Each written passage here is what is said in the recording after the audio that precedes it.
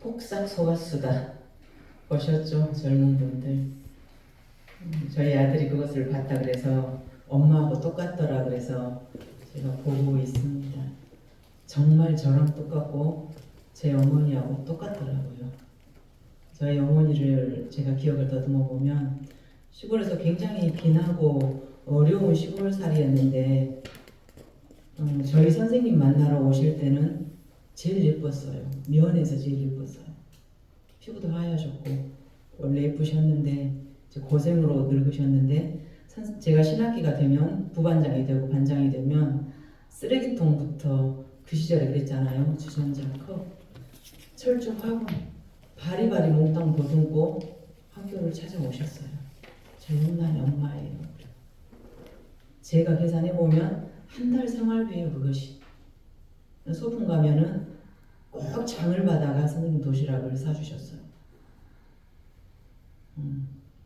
학교 다닐 때 공부를 잘해서 제가 장학금을 타면 당연히 받을 거 받았는데도 반드시 또 종종이랑 선물 사가지고 또 인사를 하러 또 오셨어요.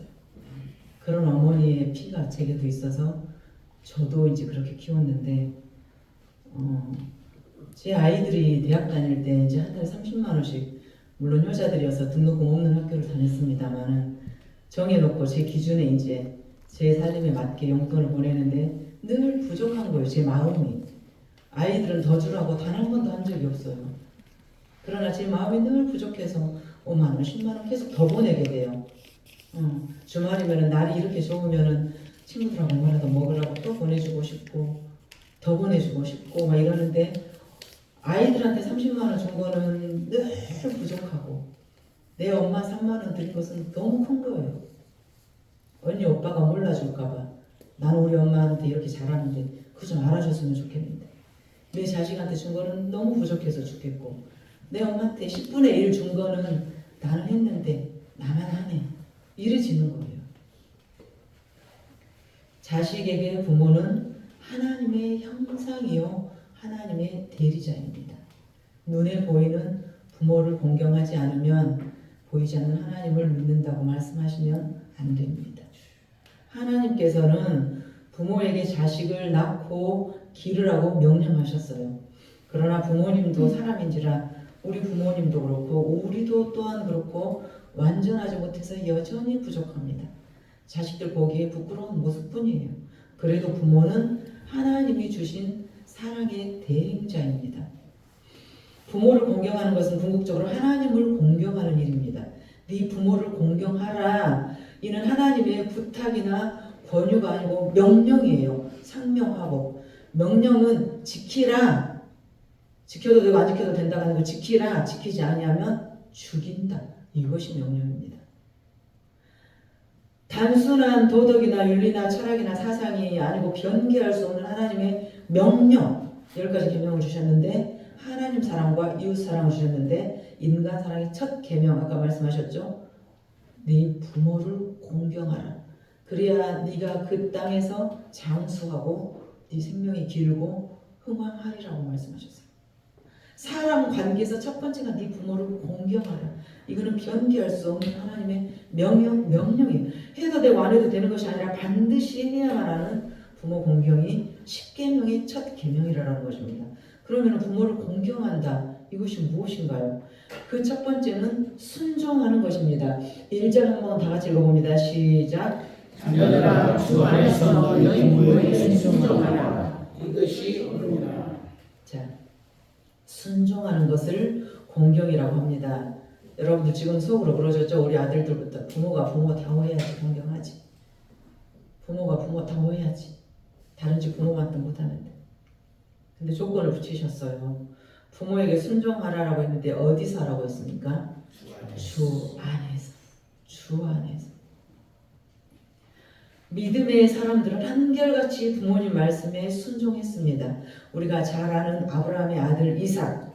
아버지 아브라함이 모리아산으로 데리고 가서 나를 죽여서 하나님께 번제 제사 드릴 거예요.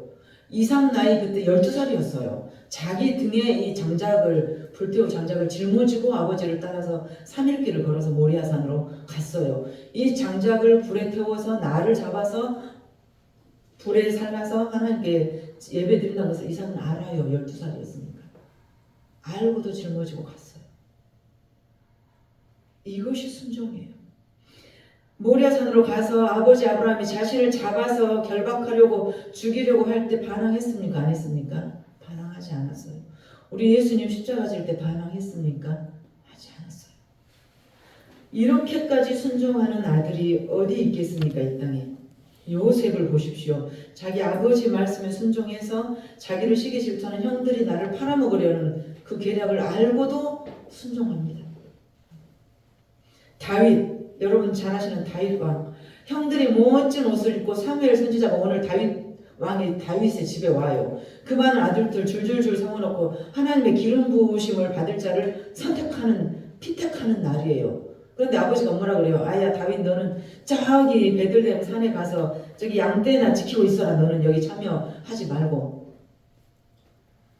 형들은 좋은 옷을 입혀서 줄줄줄줄 누가 왕으로 기름 부음을 받을 것인가. 사무엘 선지자가 오늘 우리 집에 오는 날이어서 형들은 목욕제기하고 옷 입혀서 줄줄줄 세워놓고 막둥이 다윗은 너는 저기 가서 양이나 치고 있어라. 이 말에 다윗은 순종했습니다. 그는 왜 그라고 선지자를 만나고 싶지 않겠습니까? 내가 뽑힐 수도 있는데. 그러나 그는 베들레헴 들판에 가서 홀로 양떼를 지키고 있었습니다. 그런데 하나님은 결국 누구를 쓰십니까? 그 다윗을 쓰십니다. 어제도 그 신방 예배 때 드린 말씀이 하나님이 우리를 흥왕하게 하세요. 하나님이로 주어가 우리 삶의 주어가 하나님으로 바뀌면 이 아웃이에요. 하나님이로 바뀌면 하나님이 그들을 흥왕하게 하신지라. 이 흥왕이 무엇이냐? 존재감이 없던 사람이 존재감이 드러나요. 10년 만에 저 사람을 봤더니 그렇게 변했더라. 그렇게 인정받고 그렇게 잘 살고 있더라. 그렇게 하나님의 영광을 드러내고 있더라. 존재감이 없던 자가 존재감을 드러내고 화려하게 흥하게 되는 것을 흥왕이라고 그래요. 교회는 말씀이 흥왕해야 되고 우리 여러분과 저의 인생은 삶이 흥왕해야 됩니다. 그러려면 주어가 하나님으로 바뀌어야 돼요. 내 인생의 선장 키잡이가 하나님으로 바뀌어야 됩니다. 폭삭 속았수다 엄마처럼 또 제 어머니처럼 저도 제 인생을 전부 걸었던 것이 두 아들이었어요. 남들 보기에 징하다 할 정도로. 그러나 취직한 뒤로 완전히 손을 놓았습니다. 거의 1년에 몇 번 저는 안 합니다. 애들한테. 그리고 선장을 하나님께 열쇠를 넘겨드렸어요. 그들의 삶이 흥왕하려면 주인이 하나님이셔야 됩니다. 부모에게 순종하는 자들을 하나님은 결코 그냥 두지 않으십니다. 결국 그들을 쓰시고 그들을 흥왕하게 하십니다. 하나님은 그들을 높이시고 땅에서도 잘 되는 복을 효도하는 자들에게 주신다고 하셨습니다. 최고의 효도는 순종. 이삭처럼 순종, 예수님처럼 순종. 그러나 무조건 순종이 아니라 주 안에서 순종하라. 이 뜻은 부모를 공경하니까 부모가 시키는 일은 뭐 사기를 치라고 해도 순종하고 남은 것 뺏어오라고 해도 우리 아버지가 시켰으니까 순종하고, 그것이 아니고 부모가 예수 믿는 것을 반대한다. 내가 세례를 받으려고 하는데 부모님이 난리를 친다. 이것을 순종해서는 안 된다는 거예요. 주 안에서. 예수를 믿는 것은 죄와 사망의 법에서 해방되는 유일한 길, 진리의 길, 생명의 길인데 그 길을 저버리고 부모에게 순종하는 것이 아니라는 것입니다.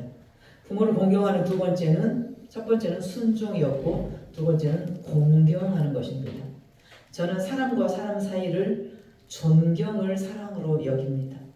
서로 존경하지 않으면 그 사랑이 아니에요. 그것은. 부끄럽게 여긴 것은 사랑이 아닙니다. 부모님의 존재 가치를 높이 인정해 드리는 것. 내 부모가 어디다 내놔도 부끄럽지 않는 것. 저희 어머니는 아버지가 안 계셨기 때문에 호강한 여인이 아니었어요. 그러나 선생님께 올 때, 운동회 날 올 때, 학교에 오실 때만 이쁘게 곱게 차려입고 평소에는 늘 몸빼차림으로 이고 다니고 지고 다니고. 친구들은 그런 부모를 모른 척하고 지나가더라고. 자기 부모님인데도. 모르는 사람처럼 쌩까고. 저는 그런 적은 없었습니다. 내 어머니를 부끄럽게 여긴 적은 없었어요. 부모의 존재 가치를 높이 인정해 드리는 것이 존경입니다. 솔로몬을 보십시오. 솔로몬은 어린 나이에 아버지 다윗, 아까 말한 그 다윗의 아들이죠. 다윗을 이어서 왕이 되었어요. 그런데 하루는 어머니 밧세바가 아도니아가 밧세바에게 당신 아들 솔로몬에게 나 이 부탁 좀 해주세요. 어머니에게 청탁하러 와요. 내 아들에게 잘 부탁하라고 나에게 청탁을. 보통 아들들 어째요? 내가 청탁 받아가지고 우리 아들한테 아야 누구 좀 넣어주라, 아야 누구 좀 출세시켜주라 그러면 에이 엄마 그런 부탁 받지 마시오. 나 잘려요. 이럴 거 아니에요? 자, 우리 솔로몬의 자세를 한번 읽어보십니다. 시작. 왕이 일어나 영접하여 전하에게 다시 왕자에 앉고 그의 어머니를 위하여 거리를 두니 그가 그의 오른쪽에 앉는다. 솔로몬이 자신이 왕이었는데 어머니가 들어올 때 어떻게 했다고요? 일어나서 자리를 베풀고 절을 하고 정중하게 맞아서 모십니다. 옳은 청탁하러 온 것도 아닌데도. 그리고 오른편에 앉게 했어요. 오른편, 우리 보통 가장 내가 총애하는 사람을 신뢰하는 사람은 오른팔이라고 그래요. 오른편에 앉혔다는 것은 최대의 존대와 영광의 자리를 오른편이라고 그래요. 그 자리를 어머니께 내어드리고 자기는 물러나서 밑에 앉았다는 것입니다. 왕인데.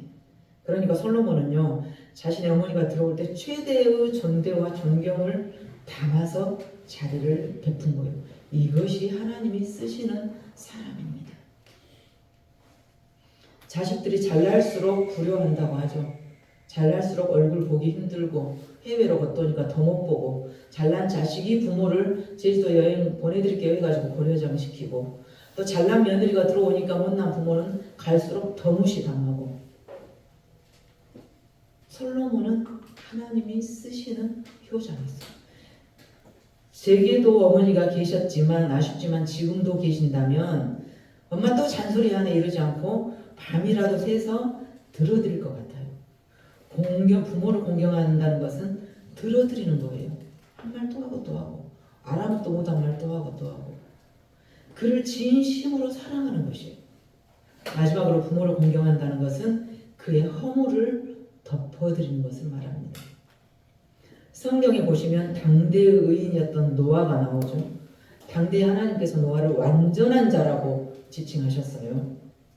그런데 그 완전한 자라고 표현했더니 노아도 큰 실수를 하게 됩니다. 무슨 실수예요? 홍수 이후에 포도 농사를 했는데 너무나 풍작을 거두었어요. 그래서 이 포도주를 많이 담아가지고 먹자 마시자 잔치를 베풀었어요. 그리고 흥건히 너무 많이 마셔서 흥건히 취해서 옷을 홀라당 다 벗고 그의 장막 안에 벌러덩 걸리고 누워 있어요.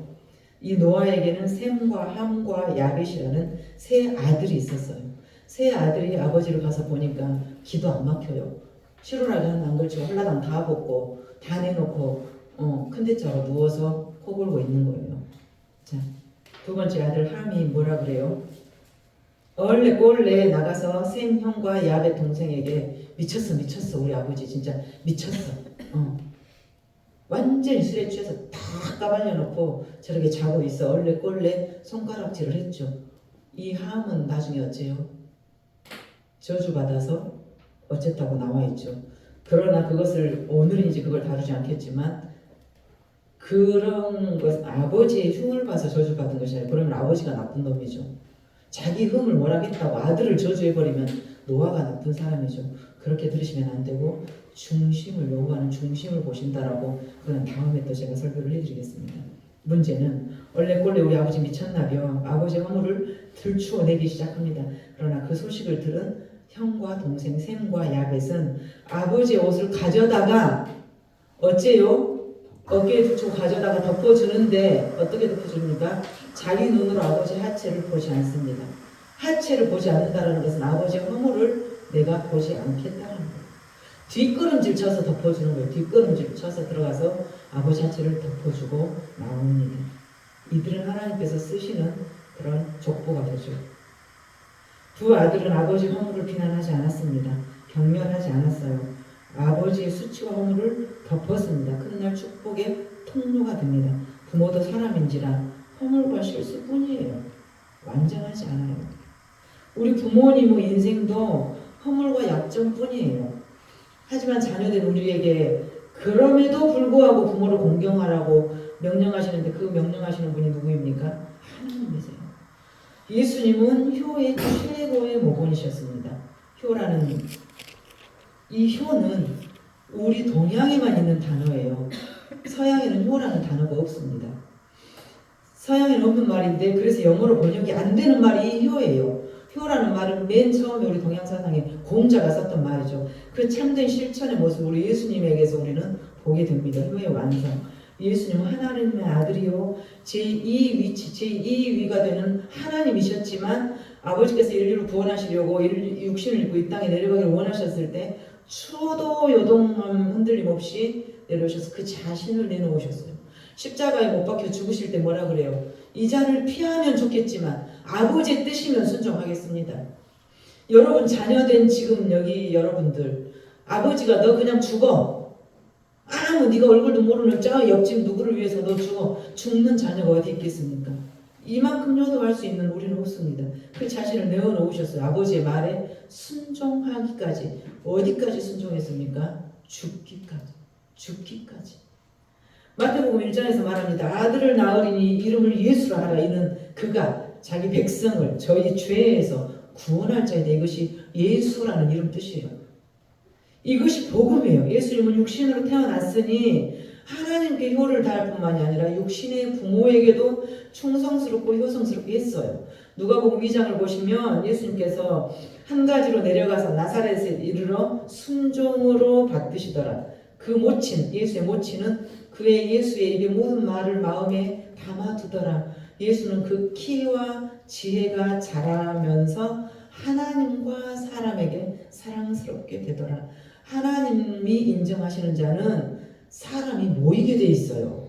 하나님이 인정하시면 사람도 그를 존경하고 인정하게 돼 있어요. 인기, 사람의 기운, 이거 하나님이 안 주시면 안 돼요. 어쩐지 저 사람에게는 사람이 늘 붙어, 사람이 늘 끌어, 사람들이 저 사람을 좋아해.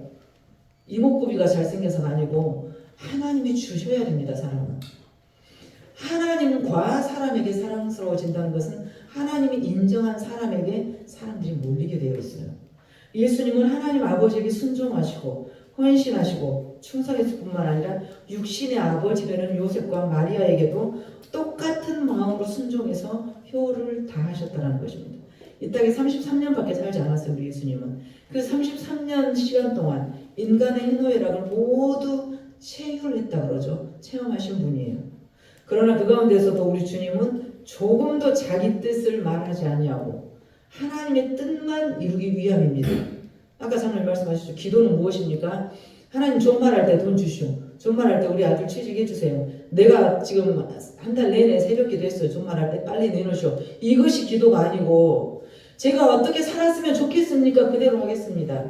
제가 지금 이런 고민이 있는데 제가 어떤 선택을 하면 좋겠습니까? 아버지 말씀하시면 그대로 하겠습니다. 이것이 기도예요. 예수님은 내가 이거 하려니까 하나님 그거 해주세요가 아니고 나는 원치 않지만 나는 이 죽음을 원치 않지만 아버지께서 원하시면 그렇게 하겠습니다.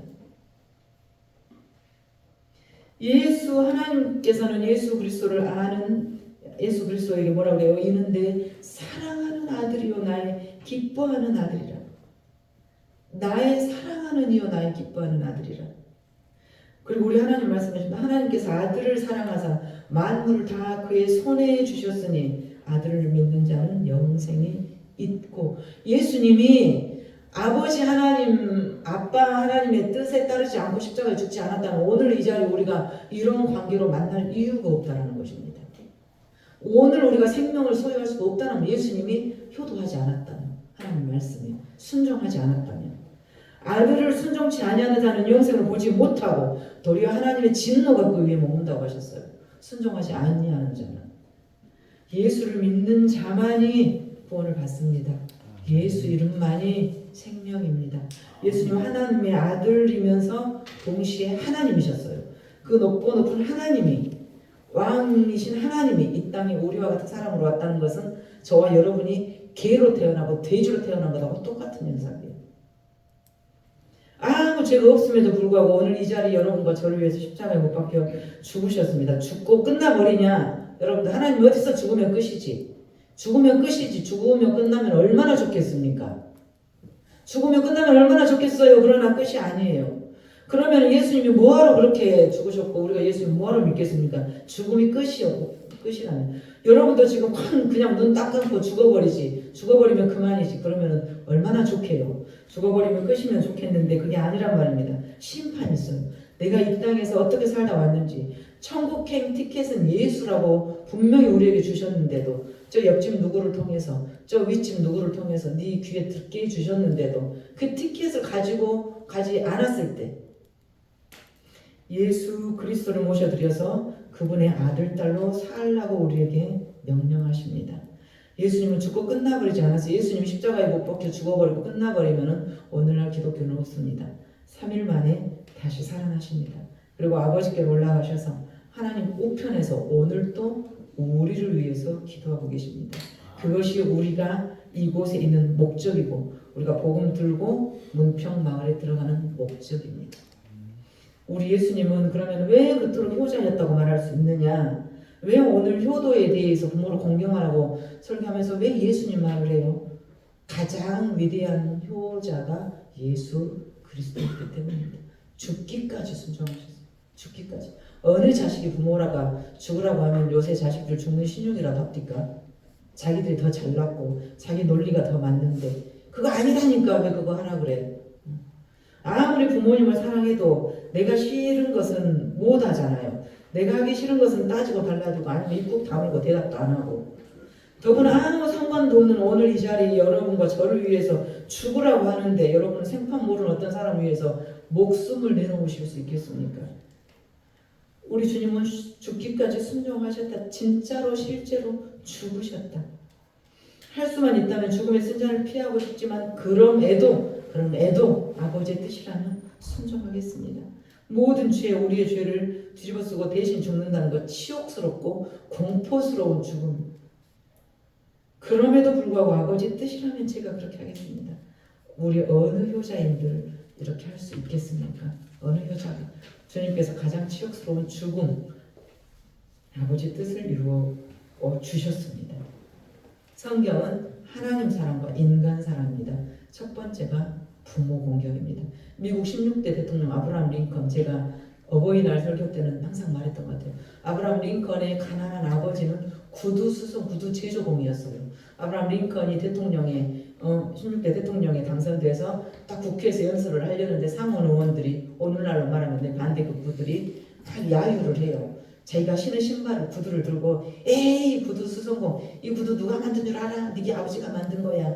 너 구두 수성공, 구두 제조공 아들인 주제에 무슨 네가 상원 의원에서 나와야지. 어떻게 너 같은 것이 대통령이 될 수 있단 말이야. 구두를 흔들고. 그랬을 때 아브라함 링컨이 여기에 같이 대적하고 화냈습니까? 아브라함 링컨의 그 일화는 세세토록 우리 인부에 회자되는데 뭐라고 했습니까? 링컨 대통령이 정중하게 절하면서 고맙습니다. 제가 그동안 너무 바빠서 우리 아버지를 잊고 살았습니다. 그런데 오늘 우리 아버지를 생각나게 해주시니 고맙습니다. 여러분들 구두가 고장나면 제게 가져오십시오. 제가 어릴 적 아버지 어깨 너머로 보았기 때문에 제가 수선할 수 있습니다. 해드리겠습니다. 아버지를 지금까지 잊고 제가 출세에 눈이 멀어서 내 아버지를 잊고 살았는데 이렇게 기억나게 해주셔서 고맙습니다. 나는 내 아버지를 참으로 존경하고 사랑합니다. 제가 고쳐드리겠지만 내 아버지의 기술과 내 아버지의 위대하심과는 비교할 수도 없을 겁니다. 이것이 아브라함 링컨 대통령이에요. 그 장래는 찬물을 끼얹듯 조용해져 버렸겠죠. 신발 제조공이었던 아버지를 부끄럽게 여길 줄 알았는데 오히려 그 상원 의원들이 얼마나 부끄러웠겠어요. 부모님을 공경하는 것, 성경이 가르치는 인간 향한 첫째 계명. 이것을 행하면 하나님은 그를 흥왕한 인생으로 이끄십니다. 아무리 좋은 음식에 많은 용돈에 좋은 해외여행을 모시고 다닌들 마음으로 사랑하지 아니한다면 올리는 꽹과리입니다. 잠언 읽어보시고 마치시겠습니다. 시작. 내 부모를 즐겁게 하며 너를 낳은 어머니를 기쁘게 하라. 하나님께서는 효도해라 명령만 하신 것이 아니라 불효에 대해서 굉장히 진노하십니다. 디모데전서 보면 어떤 과부에게 자녀나 손자들이 있거든 저희로 먼저 자기 집에서 효도 먼저 하게 해라. 효도 먼저 배운 뒤에 세상에 나와서 출세하게 해라. 자기 부모나 자기의 가족을 돌보지 아니하면 믿지 않는 사람보다 더 악하다고 말씀하십니다. 신명기 보시면 그의 부모를 경홀히 여기는 자는 저주를 받을 것이라고 하나님께서 말씀하십니다. 왜? 하나님의 명령이기 때문에. 지키지 아니하면 죽인다고 하시기 때문에. 세상은 점점 이기적이고 개인적이고 개인주의적이고 탐욕적이고 허탄해지고 사람들은 더욱 쾌락적이고 돈, 만몬의 우상에 지배받고 이 시대에 순종하기는 쉽지 않습니다. 우리는 주님, 예수님에게서 효도를 배우기를 간절히 소망합니다. 부모님이 혹시 아직 계십니까? 효도하십시오. 그것이 좋은 씨앗을 심는 길입니다. 그 열매, 이 땅에서도 장수하고 부귀하며 흥왕하는 그런 우리 모두가 되기를 간절히 소망합니다. 하나님 감사합니다. 우리 인간을